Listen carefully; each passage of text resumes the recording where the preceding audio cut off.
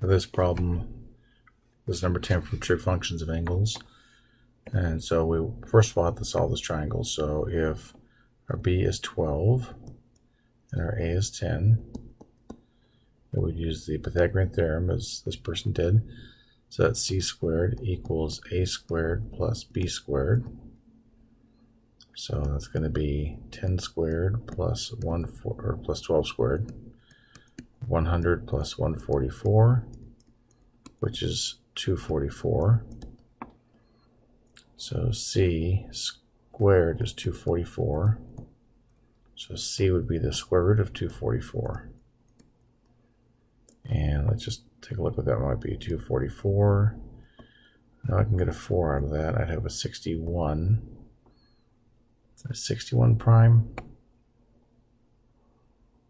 I think it is prime. So C would be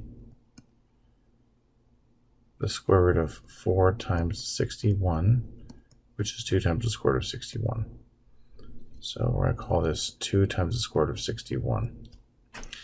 So we come down here and it says find sine. So sine is going to be of angle A. So that's going to be the opposite over the hypotenuse. So that's where we're going to have 10. That's the opposite. The hypotenuse is 2 times the square root of 61. Now, a couple of things can happen here rather quickly. We can reduce this and say, okay, that's 5.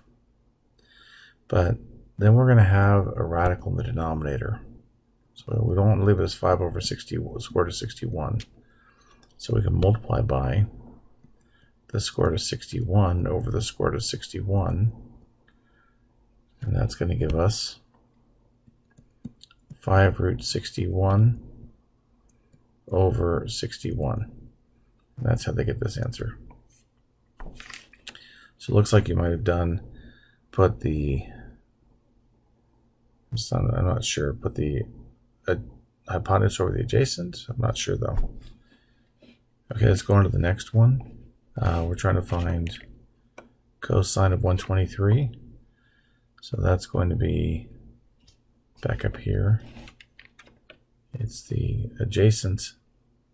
So our cosine of A, that's the adjacent side over the hypotenuse. So our adjacent side is 12. Our hypotenuse is 2 times the square root of 61. So these would reduce 6 and 1. And multiply by the square root of 61 over the square root of 61. So we will end up with 6 root 61 over 61. Again, because the square root of 61 times square root of 61 is 61.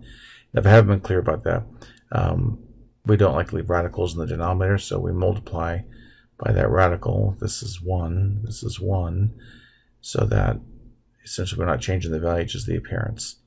So square root of 61 times square root of 61 is 61, and we have that radical in the denominator. Okay, now we're going to look at tangent of A. That's opposite over adjacent. So that's going to be 10 over 12, which can reduce to be 5/6. I was curious if they would take that answer. It looks like they did. Then for secant, secant's 1 over cosine.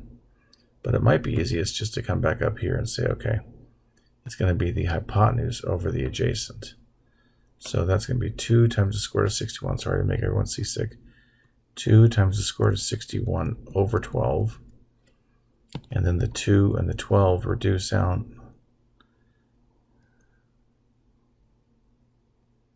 And we end up with the square root of 61 over 6. And then for cosecant, we're looking for, it's the inverse of sine. So that's going to be, again, the hypotenuse, which is 2 times the square root of 61 over the opposite side, which is 10. So just to show you. So cosecant is going to be the hypotenuse over opposite. And you end up with the square root of 61 over 5. And cotangent then is going to be the adjacent. So this A, the adjacent side over the opposite. So 12 over 10. So 12 over 10, which is 6/5. Okay, I hope that makes sense. You can go and request another version of the problem if you want to, or this is a quiz, so you might have to redo the whole thing to get another version, but I hope that makes sense. Okay, good luck.